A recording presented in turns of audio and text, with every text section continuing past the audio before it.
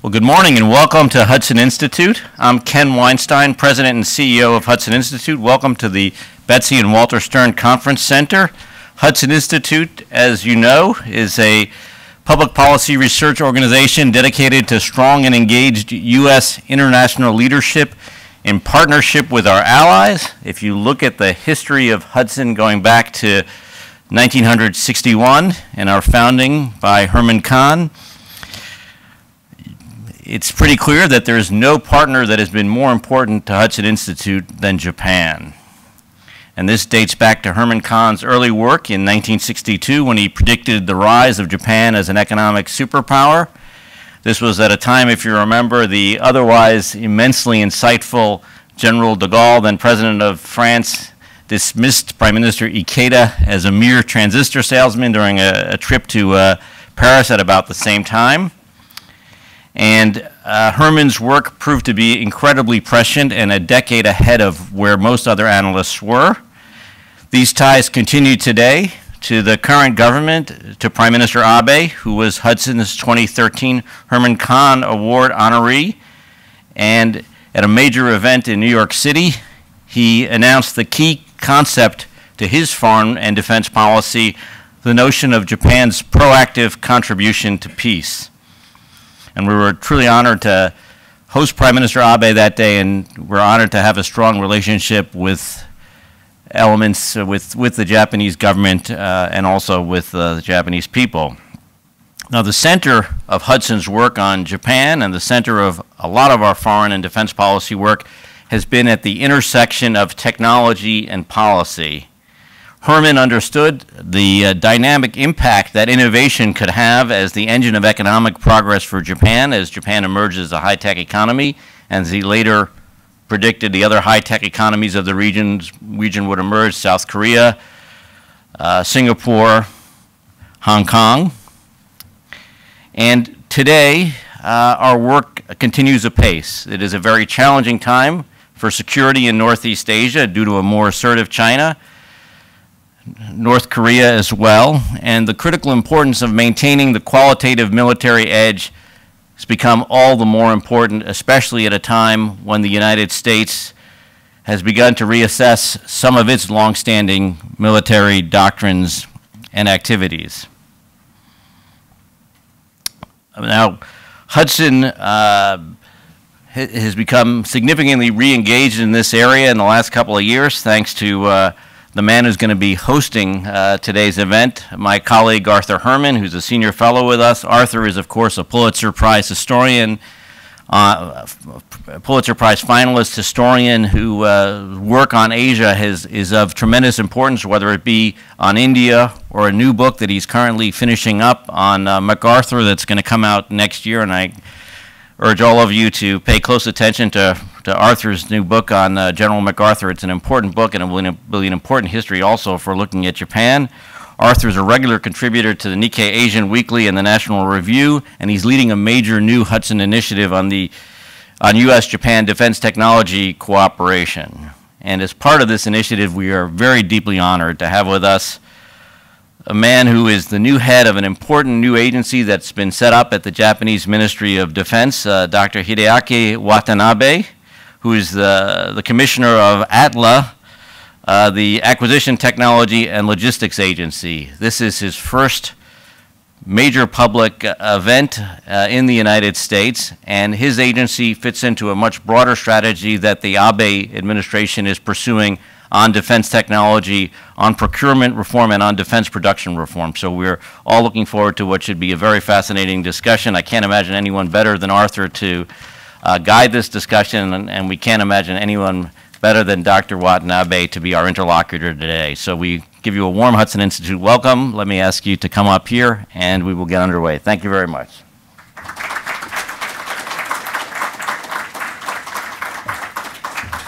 Thank you, Ken. And thank all of you for coming to our event today, which I promise you is going to be not only fascinating, but also, I think, in its own way, historic, in the sense that this will be the first time, as Ken had mentioned, the first time outside the United States that Dr. Watanabe will be able to talk about what his new agency is going to be doing and what the agenda holds, both for Japan, but also, as I will ask him in our questions, for the United States.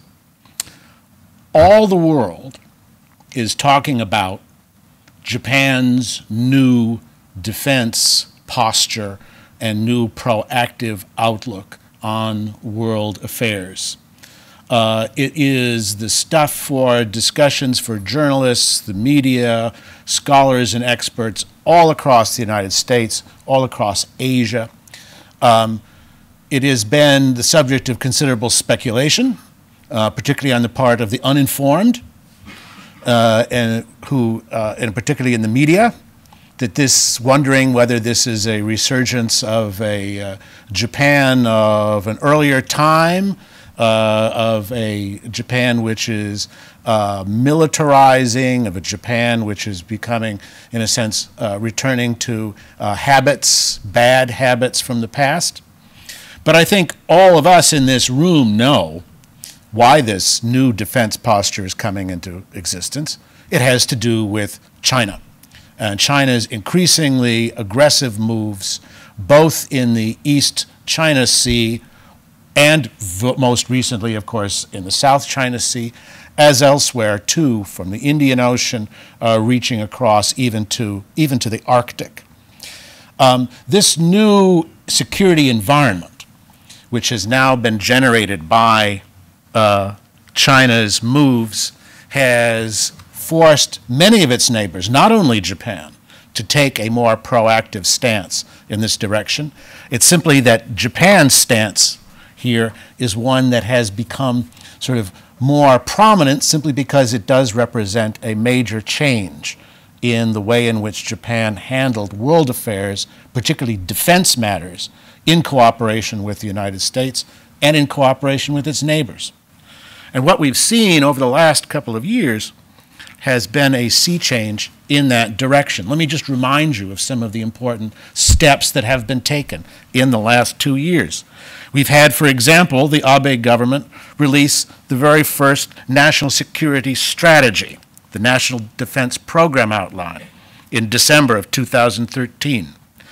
We had the statement of the 3 principles regarding Japan exports, defense exports, that was announced in April 2014, easing Japan's ban on defense exports for the first time. We had the U.S.-Japan defense security guidelines revisions, which also were promulgated in April of 2015, excuse me. And we've also had now the passage of a reinterpretation of Japan's constitution permitting collective self-defense that passed the Japanese Diet this past October. Now, all of these steps, all of these important steps in changing Japan's relationship with its neighbors with regard to issues of defense and foreign policy, all of these steps one could argue will all depend upon the other step that was taken this October, on which the success of all of these previous steps will rest, and that's the creation of the new Acquisition, Technology, and Logistics Agency for the Ministry of Defense in Japan, which will now draw together, and we'll hear Dr. Watanabe talk in detail about what its mission is and what its agenda will be, but it now represents the effort by Japan to bring together the different agencies that had dealt with defense, acquisition, procurement into one house, into one central authority as a means of coordinating and making more efficient these important processes, both for Japan and also for its allies. A new agency, a new agenda, a new mission. It's a mission in which the challenges are many, but the man who has been asked to head it is, in my opinion, ideal to face those challenges. I'm talking about Dr. Hideaki Watanabe, who has education in electrical engineering from Keio University, including a doctorate in engineering, who has for many years been a key figure in the Technical and Research Development Institute, which has now been brought together as part of the new Acquisition Technology Agency. He is someone whose long experience in dealing with these kinds of issues in matters of acquisition and procurement, and with the engineering side, is, I think, going to be fundamental to the way in which it works. And therefore, I would ask you to join me in welcoming Dr. Watanabe to Hudson Institute to talk about his new agency and its agenda.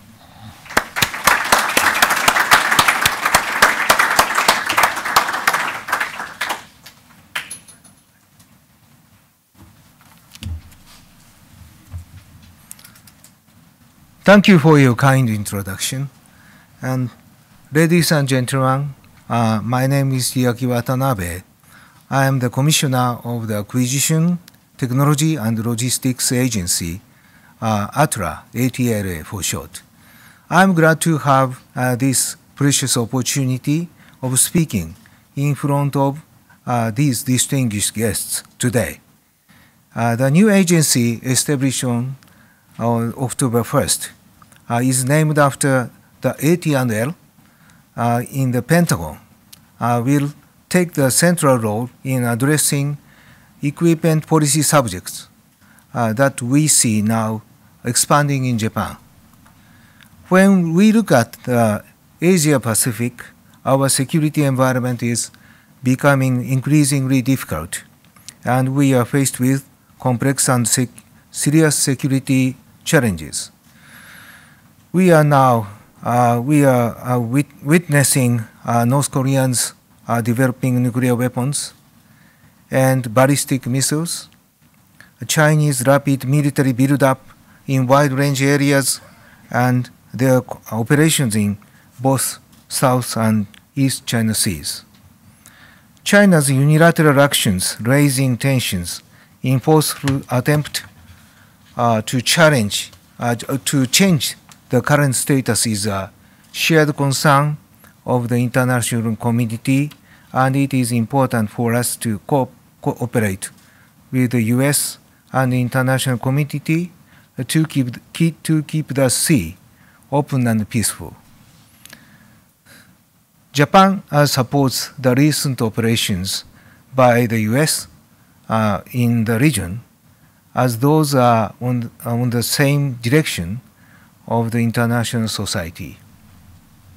As the U.S. is continuing and strengthening involvement and presence in the Asia-Pacific, our bilateral alliance is now more important than ever before for the security of Japan and stability of the region. Cooperation in defense equipment and technology needs to be further enhanced in our partnership, as stated in the U.S.-Japan Defense Cooperation Guidelines of April this year, where this area of cooperation was included for the first time ever. Our cooperation will strengthen interoperability and make acquisition and maintenance more efficient. In responding to a complex security situation, the self-defense forces will need highly sophisticated defense equipment. However, as Japan's financial situation is severe, defense acquisition is now expected to take costs and schedule well into account. In addition, international defense equipment and technology cooperation is now expected as a good tool for security cooperation. In this context, let me talk about three challenges that ATLA will continue to tackle as a new agency. Firstly, sustaining advanced technology. Secondly, reforming in defense acquisition. And finally, international cooperation in defense equipment and technology. I will explain on how to strengthen our cooperation with the U.S. from these three perspectives. Firstly, sustainment of advanced technology in Japan. The ATLA has a goal of sustaining one step ahead technology. Looking 20 years ahead, we will be creating the mid-term and long-term technology estimate. Early as the guidance of defense technology, we have already created research and development vision of the future fighters, and in the near future, future visions of for guided weapons, and air, ground, and underwater unmanned systems will be completed. Based on these R&D visions and the estimate, the technological strategy of ATLA will be compiled, which will be released to the public both inside and outside Japan. The key here is advanced dual-use technology. In recent years, we have been witnessing rapid progress in information technology, robotics, and other civil technologies. Those civil technologies are now becoming borderless with defense technologies. Civil technologies of composites, sensors, and robotics in particular need to be applied for advancement in defense technology. How we can accommodate such dual-use technology effectively as well as efficiently is a big challenge. For example, coordination with national research and development institutes and the administration of government ministries will be important to address that challenge. Recently, there are 3 domains that are increasingly important. They are aerospace, maritime, and cyber. Effective and efficient research can be realized through cooperation agencies.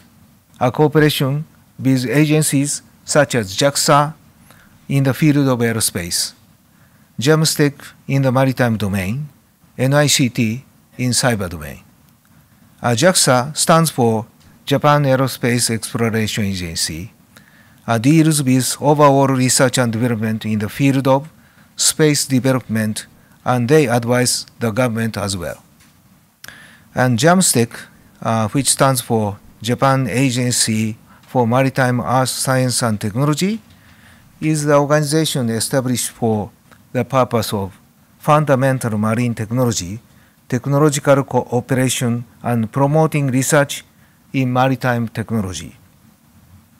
NICT, National Institute for Information and Communications Technology, is the only government-funded research body in IT, information technology, promoting ICT, information communication technology, research and development necessary for a rich and safe society, as well as being a driving force for the economy. Taking actions is quite important in coordinating with research institutes and universities. I believe that we cannot just keep waiting and see.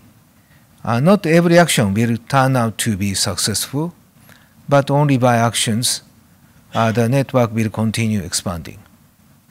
In Japanese, we have a saying which is translated either as roaming dog finds a big bone, or a roaming dog hits a pole.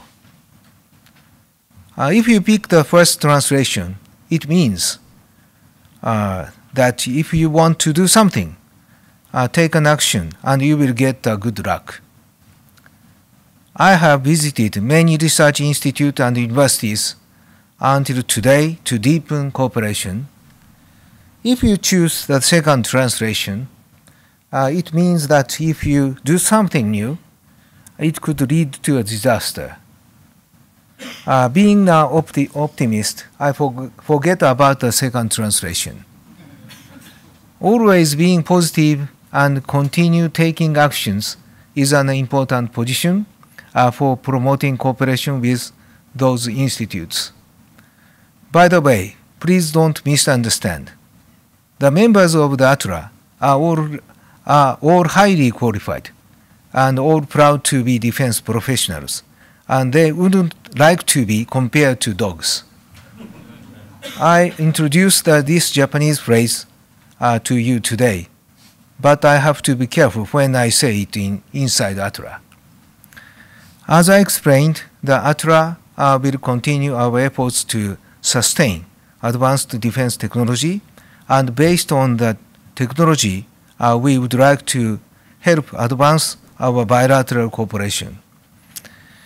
More specifically, not only through our programs with the US, such as SM3 Block 2A program, but the ATLA will further enhance and bilateral interoperability and create defense equipment based on advanced defense technology of both Japan and the US when strengthening our alliance. Secondly, about reform in acquisition.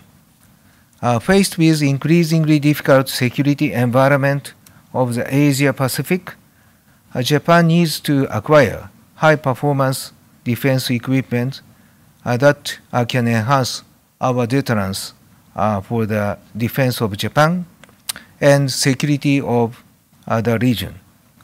On the other hand, high-performance equipment comes with high costs. Considering the difficult financial situation of Japan, it is a big challenge to acquire equipment in more efficient and effective manner. Under this situation, the ATLA will implement integrated project management from policy planning to implementation. In each phase of research and development, procurement, supply, and management, through this life cycle approach, the ATLA is targeting for an effective acquisition with due consideration in both scheduling and costs. In the US government, there are many projects underway for effective defense acquisition and defense industry production being implemented under similar financial situation. From the ATLA, officials are sent to Defense Acquisition University, DAU, to learn from such project management expertise of the US. So, even in the field of defense acquisition, the networking between Japan and the US is steadily increasing. As a new agency, the ATLA, we would like to learn from the know-hows and experiences of the US defense acquisition. Those lessons will help us to establish Japan's own way of project management methods suitable for the country. We also believe that human resource development is a necessary issue to work on to foster a project management system. We are looking forward to further deepening cooperation and eventually acquiring defense equipment more effectively.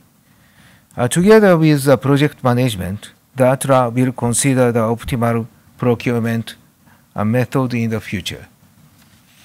Finally, let me talk about defense equipment and technology cooperation. Looking back at the history of Japan's defense equipment and technology cooperation, our first partner was the US. We started by receiving US equipment when the Japan Self-Defense Forces was established. And nowadays, many of the aircraft operated by the Self-Defense Forces are produced by the Japanese defense industry under the US licenses. After the 1970s, Japan had the former three principles of arms export, and the export of weapons and weapon technology was prohibited. However, as our alliance with the United States became stronger, Japan signed an arrangement in 1983 allowing the transfer of military technology to the US under the arrangement. So far, 20 joint research and development programs have been carried out. I remember that I was involved in some of the joint research programs as a coordinator. When the framework for joint research was established between Japan and the US, I remember Japan and US teams worked together. We worked closely, bringing ideas of potential cooperation programs and spent a lot of time discussing. We tried and worked hard to find something. In the case of communication and electronics field, we identified the area of the eye-safe laser. Once it was identified, we found that the research levels were almost the same, and researchers from the both countries were very close to each other. Therefore, the project was kicked off smoothly. In another case, which was about 15 or 16 years ago, the US side offered a proposal for joint research of software-defined radio. At that time, Japanese communication radios were all structured in the hardware concept. So the research was started based on the US technical standard at that time. In the US, they were already working on the Joint Tactical Radio System, JTRS for short, in which they were targeting to acquire common spec radio among Army, Navy, and Air Force. In Japan, radio manufacturers and research institute joined and worked really hard on their hardware and software technology of Japan, trying to achieve the same level of radio technology possessed by US. At that time, during the process of technical assessment, the Japanese team's product underwent a number of strict technical assessment at the Technical Research Center in the US and was finally certified as a software-defined radio, which was a very successful outcome of the research. Today, the technology is widely used for outdoor communication devices in the ground self-defense force and other organizations. It has now accommodated smartphone technology and been continuing its progress in technology. There are some examples of the fruit of joint programs being applied in the self-defense forces today. Some significant joint research programs have transitioned to joint development program. We have been undertaking joint program in SM3 Block 2A since 2001, first as a research program, and later from 2006, it has evolved into a development program. We are working with the US team to implement the final testing scheduled next year. In our F-35, our cooperation, Japan was selected in December as a place for MROU in the Asia Pacific. Our interoperability will be further enhanced and will serve for a more robust alliance, which I am sure will also eventually lead to prosperity in Japanese defense industry. With respect to MV-22, Fuji Heavy Industry has just been selected on October the 30th as the contractor to provide the regular maintenance for U.S. Marines Japan's MV-22 based in Kisarazu in Japan, near Tokyo. We are very glad about the selection. In addition to U.S. Marine MV-22, our ground self-defense force MV-22 to be acquired from 2018 will also be maintained in Kisarazu. We are looking forward to this establishment of maintenance for the MV-22 for both Japan and the United States. As I have been saying, it is a networking among people that is supporting the ever-expanding Japan-US Defense Equipment Technology Corporation. The Pentagon has been hosting a number of experts exchange programs such as ESEP, which stands for Engineers and Scientists Exchange Program, and have accepted scientists at TADEC, Tank Automobile Research Development and Engineering Center, and CADEROC, CADEROC Naval Surface Warfare Center. I have heard that scientists who were sent to CADEROC under ESEP program have started a joint research program for trimaran ships in cooperation with the Naval Institute.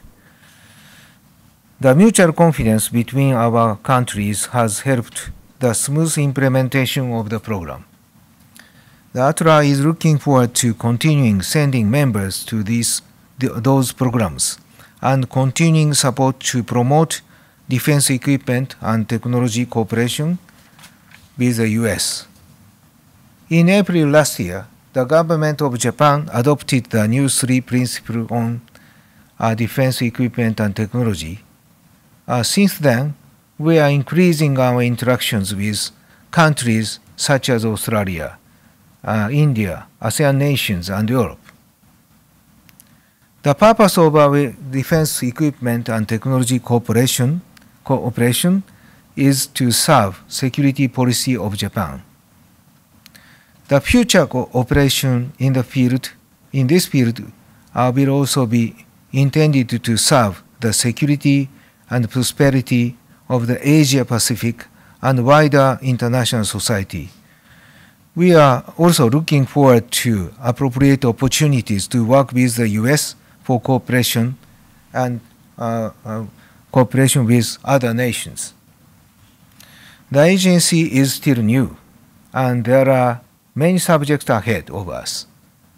As a commissioner, I promise, so ATLA will continue to devote itself for stronger alliance while working closely and more actively on these issues. Thank you for your attention.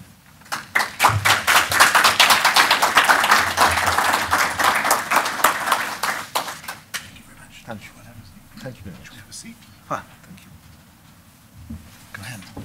Sit down. Sit in the middle. Yeah. Thank you.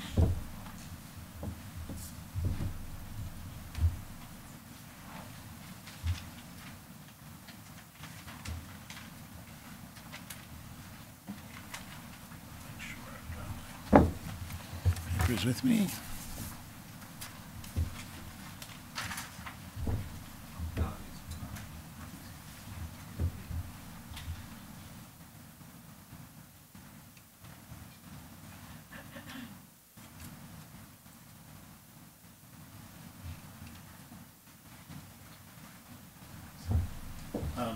Dr. Watanabe has graciously agreed to answer questions from the audience, but I do have a couple of questions I wanted to ask him beforehand. I wanted to ask him, first of all, you have been now, ATLA has been up and running, as we would say in the United States, for about a month now. How's it going? What challenges have you faced? Has it lived up to expectation? どんな感じですか？はい。防衛装備庁は内部局とそれから陸海空幕僚監部基本それから総司本といった従来分散していたところをですね、集約統合したので、政策の立案から一貫して行う外局として設置されました。Well, so firstly, the Acquisition Technology and Logistics Agency, ATLA, is the organization that has integrated the functions of equipment acquisition, which used to be spread over different organizations, such as Internal Bureau and the 3 services, staff offices, as well as Techno Research and the Institute.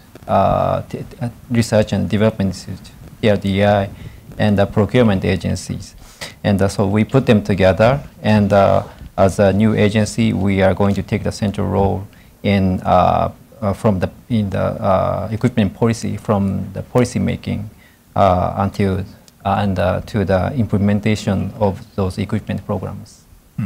で、防衛装備庁は発足1ヶ月で、発足の当初に掲げた一歩先んじた技術力の保持、先ほど述べましたが、その技術的優位の確保、それからプロジェクト管理を通じた取得改革の推進、国際的な装備技術協力の推進、そして防衛生産技術基盤の維持強化という4つの方針で、自衛官、事務官、技官、それぞれが専門的知識を集約して職員が一丸となって取り組んでおります。So since the establishment has taken 1 month, but we have been working on in principle 4 goals. As I said in my speech, the first one is technical superiority.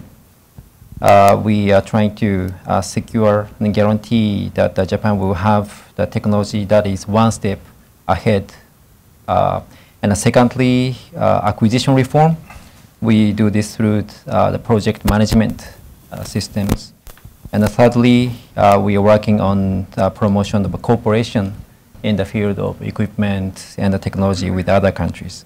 And fourthly is the maintenance and the sustainment and the strengthening of defense production and technology bases inside Japan. So on those 4 principal goals, we have been working, and our members of ATLA will consist of uniformed members and our civil officers and technical officers. So we have those manpowers putting together their expertise, and we have been trying to work and aim for those 4 goals. Now, I have to tell you, the United States has a long history of large-scale defense acquisition and a long history of acquisition reform. And many in this room will tell you that not all of that has been good. There is a widespread feeling that the acquisition process has become way too complicated, that it takes too long and costs too much to get even half of what the U.S. military needs. And I'll tell you also that many in this room envy you being able to start from scratch, to have, in a sense, a clean slate on which to write new rules, a new way to think about the procurement process, the acquisition process. I also envy you in that you have a close ally and friend in this process, namely METI, who can help you in figuring out just what it is that you're going, the technologies and materials that you'll need, and how to get them. So my question for you is, in this area of acquisition and building an acquisition process from scratch, from new, what do you see as the biggest challenges that ATLA will face? そうですね、先ほど述べた課題、でいけばですね、それぞれに大きなチャレンジが存在しています。Well, as I said during my speech, I introduced 3 challenges, but in each challenge we have big issues ahead of us. まず一つは技術的優位の確保と申し上げたところですけれども、そこに関して言うとですね、大きなチャレンジとしてはいかに先端的な、民生技術、これを効率的に効果的に、それを防衛の方に、持ってこれるか、防衛技術としていかに役立てるかというところがあると思います。And firstly, during my speech, I talked about how Japan will sustain the advanced technology inside Japan. And to achieve this goal, it is important that we accommodate the advanced civil dual-use technology to military, to our defense, for our defense use. But we have to do so in a very effective and efficient manner so that our defense forces can use those dual technologies in a useful manner. これに関して言うとですね、私が日本の技術で強みがあるところはですね、まず材料技術、それからセンサー技術、それからロボティクスというところが、代表例として挙げられると思いますけど、そういったところに強いですね、先ほど挙げたようなナショナルインスティテュートですね、JAXA とか JAMSTEC とか、NICT とこういったところとですね、連携を取る。そのためには、所管である官庁の先ほどおっしゃられたメティ、それからメクスと、これは文部科学省なんですけど、そこら辺ともですね、深い議論をしていく必要があるというふうに思っています。はい。And in the Japanese dual-use technologies, we have strengths in in the areas like material technology and the sensors and robotics. We have strengths in these areas, and we need to work closely with the national institutes. As I said during my speech, for example, like JAXA and JAMSTEC and NICT. And those organizations are under the authorities of Japanese government, ministries and agencies. So when we seek cooperation in terms of this area, we also have to talk with the ministries such as the METI and MEX, which is the Ministry of Science and Education. So in promoting this cooperation, I think the ATLA, we need to talk with those agencies. 技術の話をしだすと止まらなくなりそうなので、技術はこのくらいにして次の話に移ります。Well, I could spend a whole day for speaking about technologies, but for the next issue.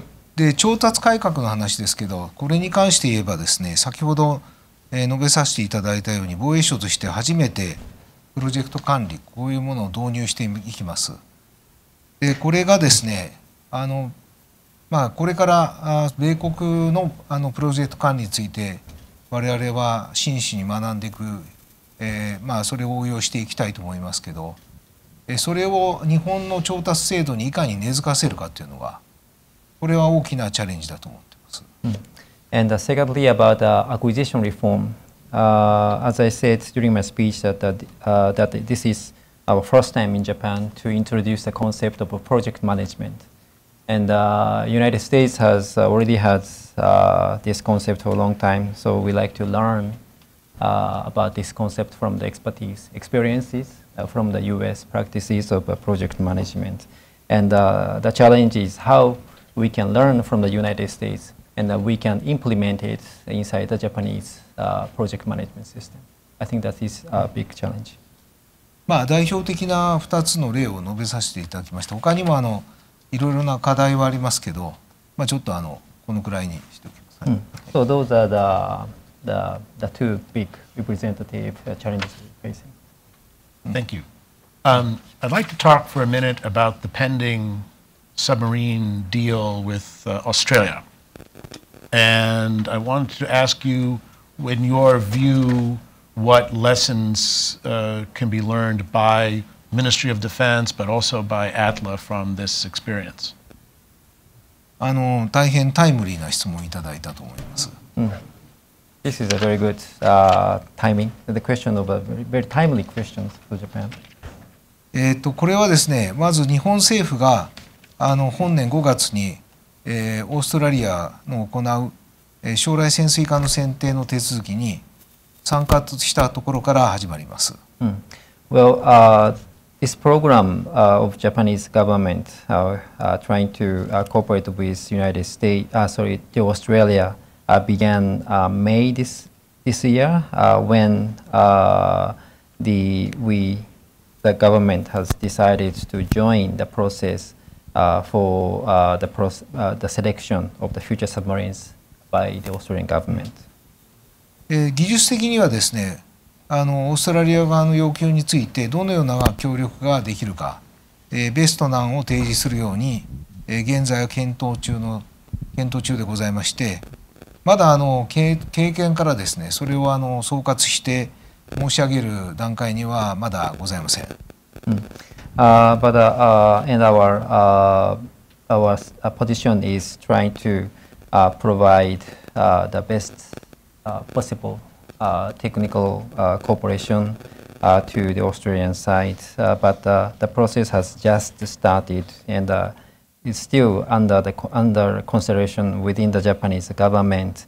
And I think it is a little too early to conclude on the lessons learned from my experience. ただ申し上げたいことは本件について我が国はですね、こういうビジネス面というよりも、装備の移転というものをアジア太平洋地域の安全保障戦略的意義というものを重視しておりますので、講演で述べましたように、もし私たちがですね、強力な相手に選ばれた場合、日米豪のですね、協力関係として推進していきたいというふうに思っています。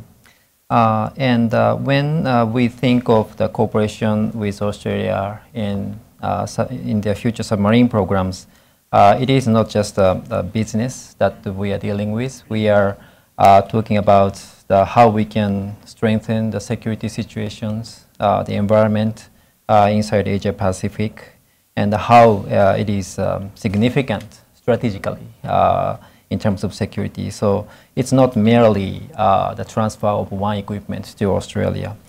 So, and having said that, I think it is very good if we can realize this, and we can use this as a driving force for our better cooperation, a more robust cooperation among our three countries. As you mentioned in your speech, one of ATLA's key responsibilities will be handling defense export and transfer of defense technologies to other countries.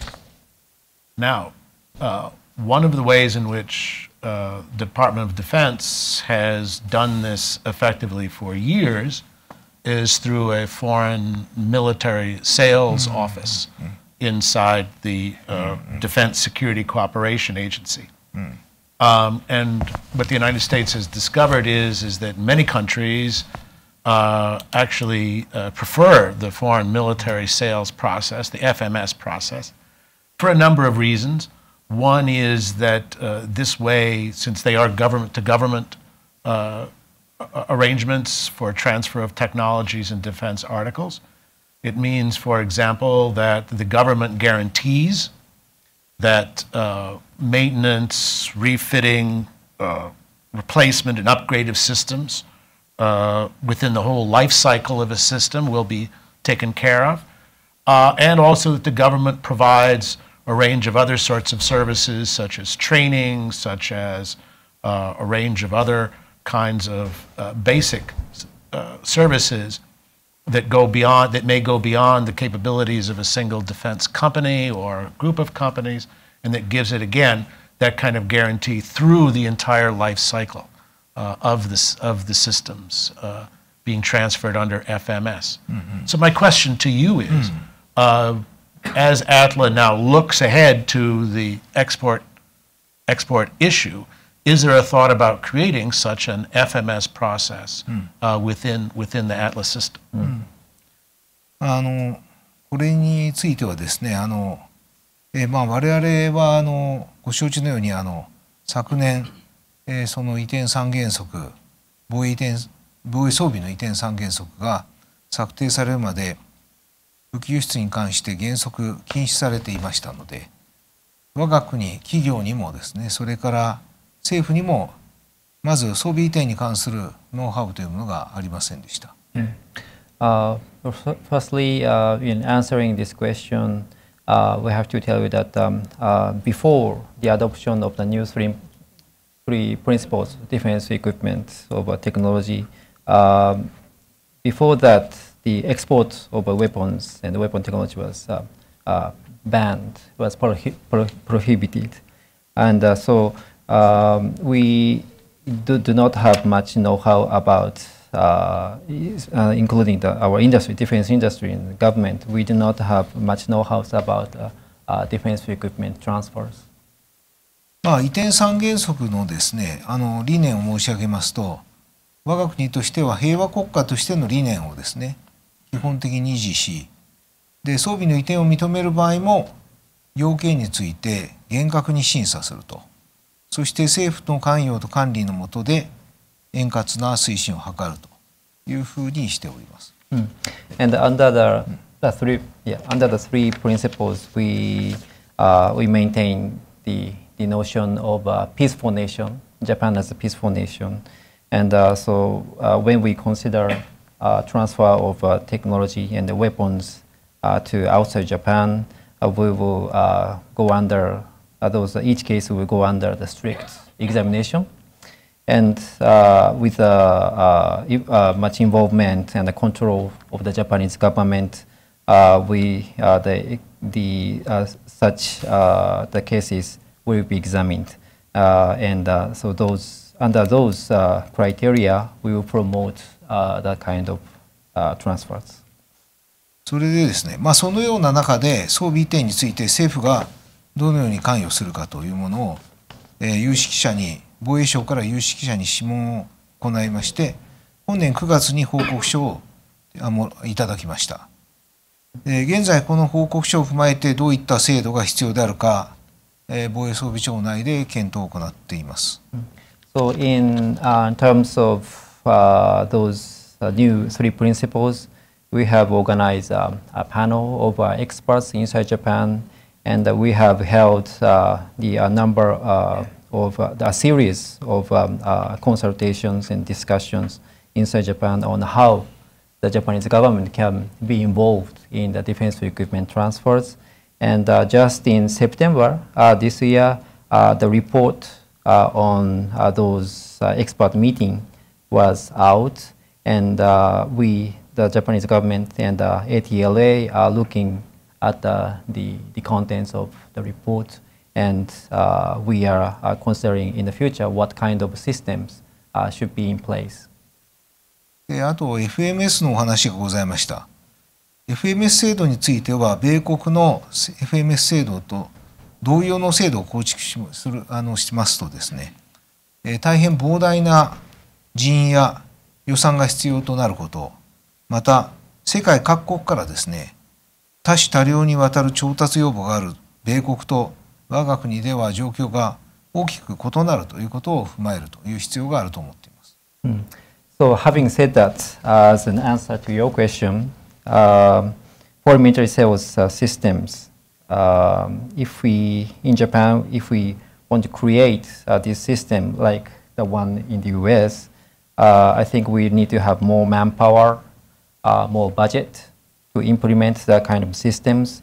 And I think basically Japan and US have different situations. For the US case, you have maybe lots of requests from the countries outside the United States for procurement, for acquisition of many different types of equipment in many different quantities. But in Japan, maybe we are not in that kind of a situation. So the situations in Japan and in the United States will be quite different in terms of this area.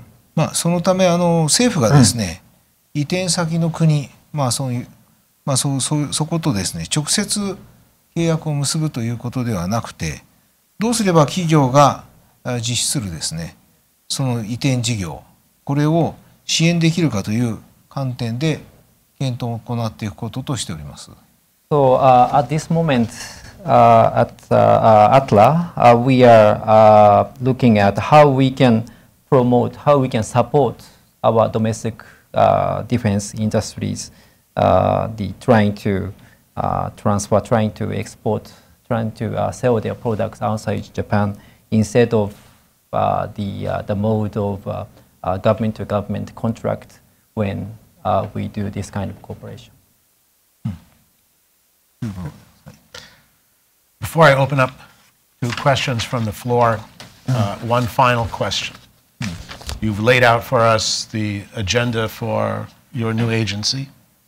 You've laid out for us the principles on which it's going to be operating and the areas in which it's going to be concentrating.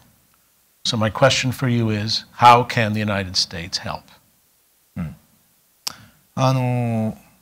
まずですね、防衛装備庁ではですね、今先ほど申し上げた装備品の取得の際にまずはプロジェクトマネジメントというものを実施してで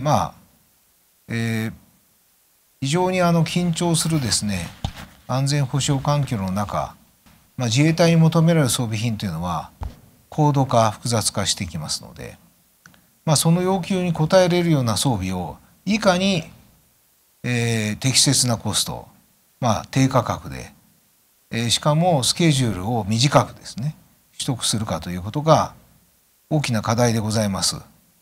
これに関して、米国からプロジェクトマネジメントという手法を学んでですねぜひそれを実現していきたいというふうに考えているところですのでまずはその面についてですね、できるだけ良い教示をいただければと思っています。Well, firstly, we like to ask for help in terms of project management.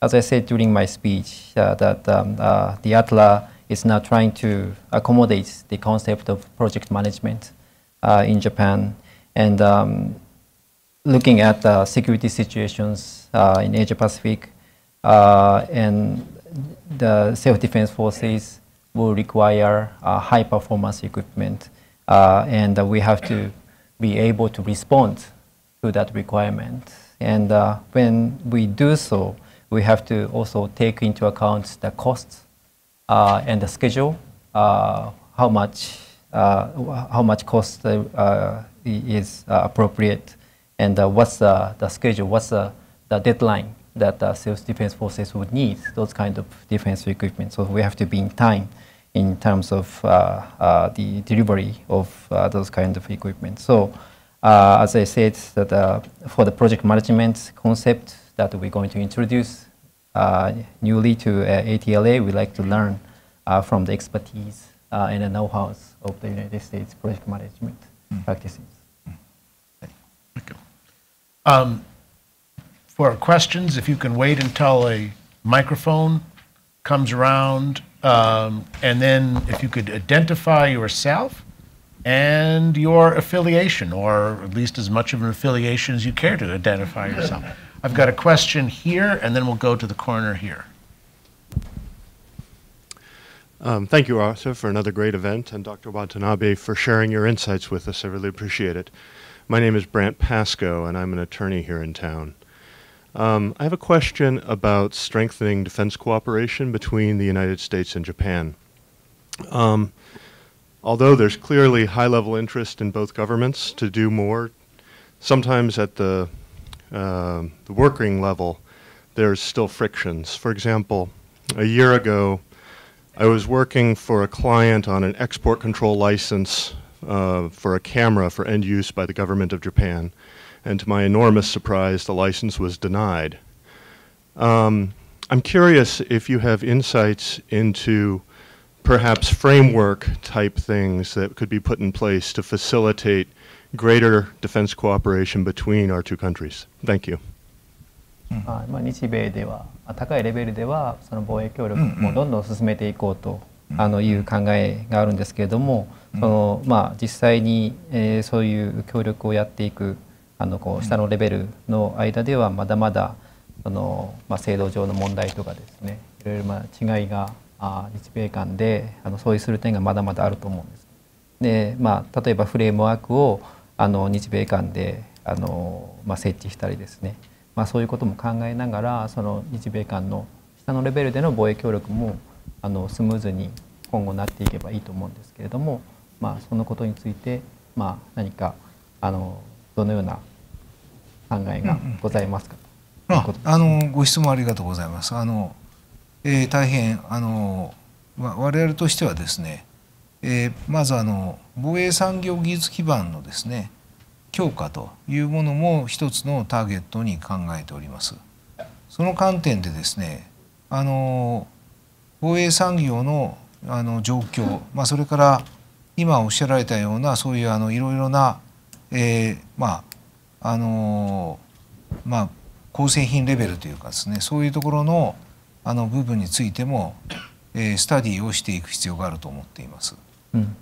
Well, thank you for your question. As I said, that ATLA is one of the goals is strengthening the basis of defense industries, production, and technology. And so for that, in terms of that goal, we will be looking at how our defense industry is doing. And so even at the component levels, the lower levels of corporations, we will work on how effectively and how efficiently our cooperation between the two countries will be promoted. それからこういった問題はですね、防衛省だけでですね、コントロールはできませんので、他の経済産業省とかですね、そういうところともよく相談をしながら、そのどういう方向性を持って対処していけばいいかということを、しっかり協議していく必要があるんだろうというふうに思って。And this is not something that only the Ministry of Defense or ATLA can handle. We of course need to talk with Ministry of Economy and Trade and Industry. So talking with the relevant relevant ministries and agencies of Japanese government, we will consider what's the steps forward, what's the direction, the appropriate directions forward in the future. Another question here, down in the front.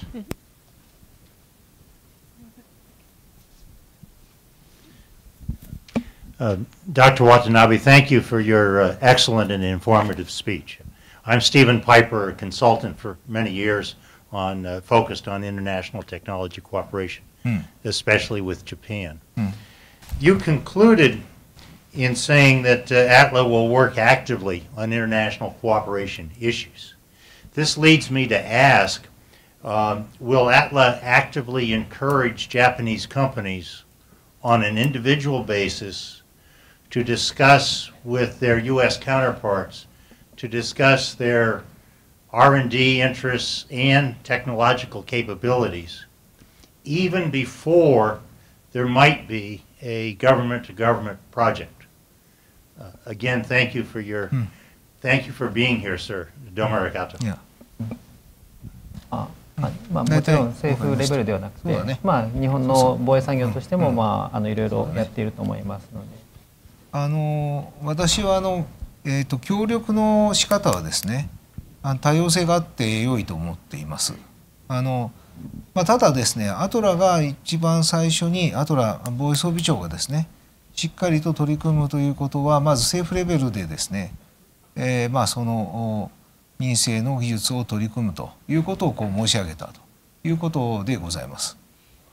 今おっしゃられたような民間と民間の間でのですね、協力関係というのもこれも望ましい形で発展させるためにはいかにしたらいいかということをちょっとまだ考えている最中でございますので、良いアドバイスがあればぜひお願いしたいと思っています。Well, I think there will be many ways of cooperation in terms of cooperation defense equipment and technology, and I think it is very good. It is very ideal to have many different ways of cooperation. And as for ATLA, as I said during my speech, how we can incorporate the civil use technologies into our self-defense forces. So we will be working on that in cooperation with government and the industry. And at the moment, how we can promote the cooperation between the industries of Japan and the defense industries of other countries is something that we are currently working on.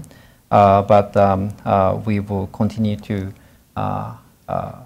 be open for advice, and especially from the United States. We like to have advice. We'd like to have help in our consideration on that. Thank you. I had a question here in the front, and then we've got two in the back. I'm sorry, right there. Thank you. Hello. Thank you very much for your remarks. My name is Valerie Lindsay, and I represent a nonprofit organization called the Wisconsin Project on Nuclear Arms Control. My question is also about the role that you'll be playing in defense cooperation with other countries. And the question is, do you expect ATLA to have a role in the export licensing process? And if so, what will that role be? Thank you. 輸出ライセンスについて将来アトラとしてそういう分野の責任についても取っていくようなそういうお考えはありますでしょうか。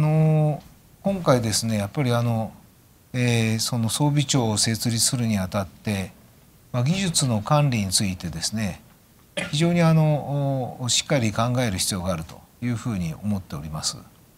そういう関係からですねその管理の仕方っていうことに関する新しい部署を作っております。Well, let me talk about the technological information security. When we were planning regarding the establishment of ATLA, we was very careful about how we can protect the information, technical information. And in the new agency, we have set up the office, especially for the protection of that kind of technology. そういうことから今おっしゃられたようなところに関してもですねアトラとしては、今後装備の移転ということに関して、積極的に考えていく必要があるというふうに思っています。So, as I said, in the subject of export license, export control, the ATLA would like to take a role in considering when the government thinks about transfer of any particular equipment outside Japan. Process. Thank you very much, sir, for your remarks. Jeffrey Horning, Sasakawa, USA. A lot of attention has focused on the US-2 plan to India, as well as the submarine sale or pending to Australia. I was wondering if you see these platform sales as more of where ATLA wants to go in terms of the norm, or do you see Japan looking more towards components like robotics and sensors? 今オーストラリアの潜水艦の話とかいろいろそのプラットフォームの形で日本が外国と協力していくということがいろいろ話題になっていますけれども、将来的にはそういうプラットフォームの分野での協力がもっとメインになっていくか、どちらかというとコンポーネントの分野の方が将来的にはメインになっていくか、どちらのような方向性としてはどっちだと思います。はい、これは完全にそのものによると思っています。ですから一言で、そのプラットフォームベースの協力を進めていくということではないと。でものによっては企業によりますけど、非常にそのコンポーネントのところが得意なところがございますし、それからプラットフォーム系が得意なところもございます。そういったところで個別に判断になると思います。いずれにしても装備庁として企業のそういう努力をですねサポートはしていくということになりますけど、先ほど言いましたように防衛装備の移転三原則というものは非常に装備の方をビジネスとして捉えるんじゃなくてですね、安全保障の一つのツールとして考えていくという思想でございますので、それに合ったですねものをですね採用していくということが原則ですので、そこのところは抑えていかなければいけないというふうに思っています。Well, it actually depends. But we don't know whether it's going to be going forward to platform or to components as a future norm. We have to look at how the what are the advantages of Japanese defense industry. Some companies are more good at constructing platforms, and some other companies are more good at components. So it depends on the case of the corporation. In each, depends on the individual cases of the corporation. And as an ATLA, we like to support. What we can do is we can support the defense industry of Japan in each case. And I talked about the new three principles of the defense equipment transfer. And as I said, that these three principles do not just look at the business of defense trade between Japan and foreign countries. It is this kind of cooperation is now more increasingly becoming a tool of defense cooperation between Japan and other countries. So we will be working to promote to cooperate with other countries in this field, but we will stick to the concepts, the principles of those new regulations. Thanks for your remark, Dr. Watanabe. I'm William Kim, Voice of America Korean Service. I have two questions.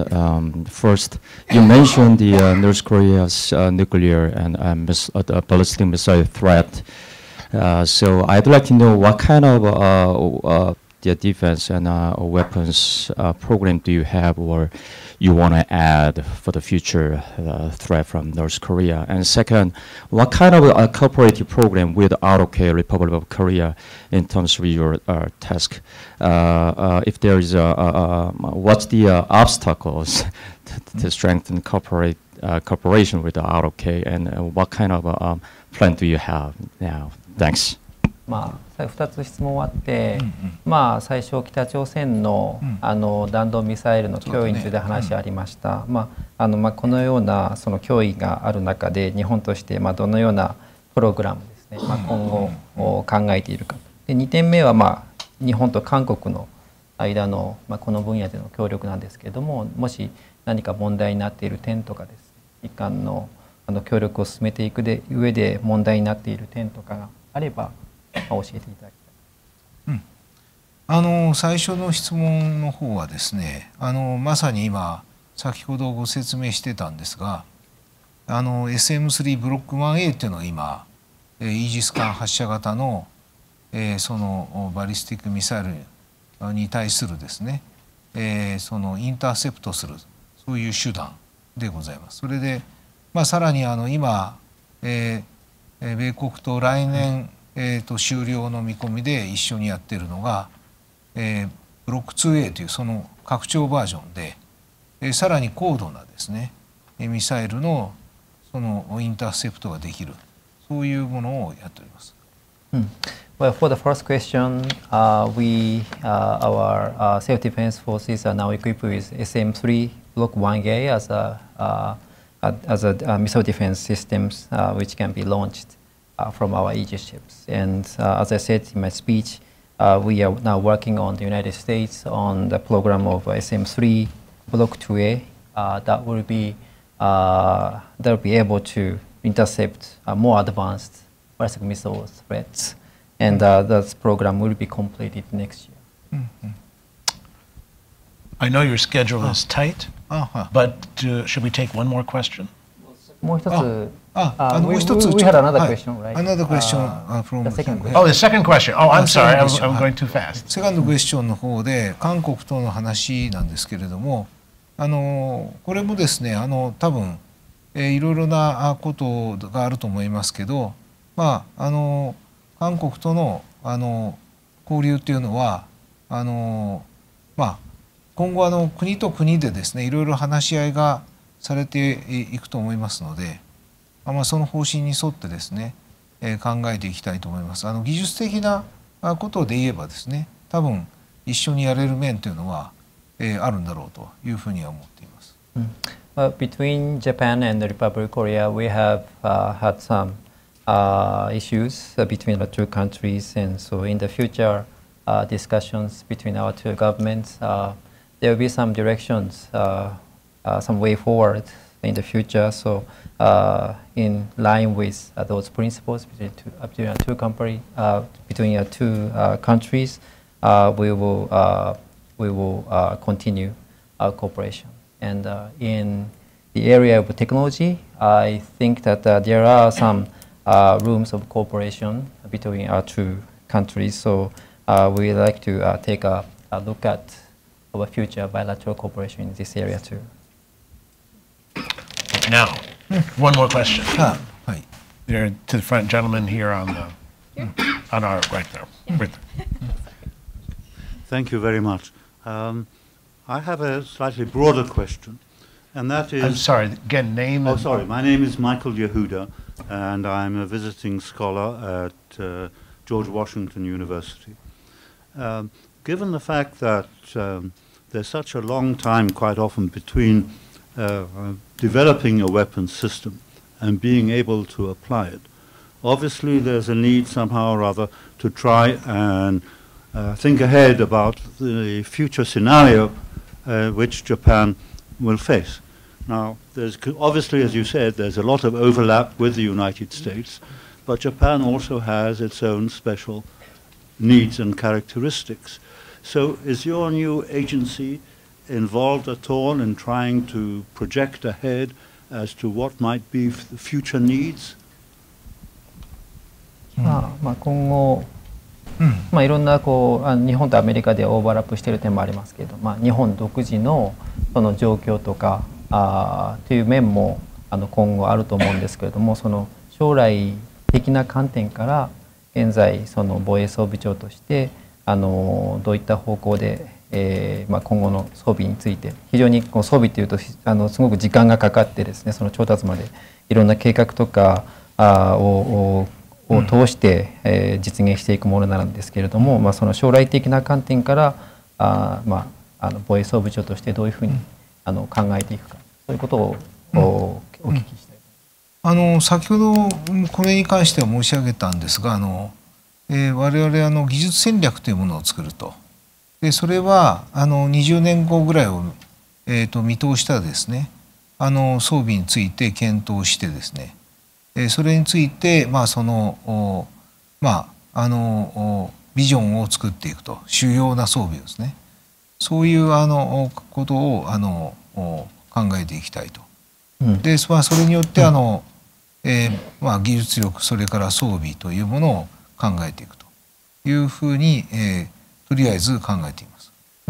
Well, the new agency is now considering on creating the technological strategy with a vision of what kind of equipments and technology will be needed 20 years ahead, 20 years from now. So and especially for those major equipments that we will be needing to acquire in the 20 years from now. So now we're working on that kind of strategy, and so based on that strategy, we will plan to acquire the kind of, consider acquiring those kind of equipments and technology. それにあたってもちろん装備、個々の装備はですね、陸海空自衛隊の方からですね要求として出てきますので、そこのニーズとですね勘案しながら、その考えていくというふうになると思います。And in addition to that strategy, we'll be having requirements. We'll be listening to requirements in the future from the three services or self-defense forces. So we will incorporate those needs, requirements, requests from our self-defense forces, and together with the strategy of technology, we will think about our future acquisition. 装備庁はもともと先ほど申し上げたように構想段階からですね、それから研究開発、そして、維持管理廃棄という一貫したところを所掌いたしますので、初期段階のところでですね、どのような方向性を持って装備を考えていくかというところも、当然装備庁だけで決められませんので、他の組織とも話し合いながら、あるべき姿を追求していくということになると思います。Well, and as I said during my speech, the ATLA will take care of the life cycle of the equipment, beginning from the concepts, and we will also carry out research and development and disposal, and before that, of course, sustainment and maintenance. So at the early stages of acquisition of technology, acquisition of equipment, we will decide on what kind of concept we should have, what kind of directions should be planned. And when we do so, we talk with relevant agencies such as self-defense forces, and then we will conclude in our concept stages at what kind of equipment technology should be acquired in the future. Well, thank you. As I said at the beginning, for the new ATLA, the responsibilities are great, the challenges are many, but the person chosen to head the new agency is, in my opinion, ideal. I hope that after his presentation and our discussion today, that you'll come to agree with me. And again, I want to thank Dr. Watanabe for coming. It has been an honor and a privilege to have you speak at Hudson Institute, and we wish you all the very best of luck in the future, and hope you'll return again very soon. Thank you very much. Thank you. Thank you.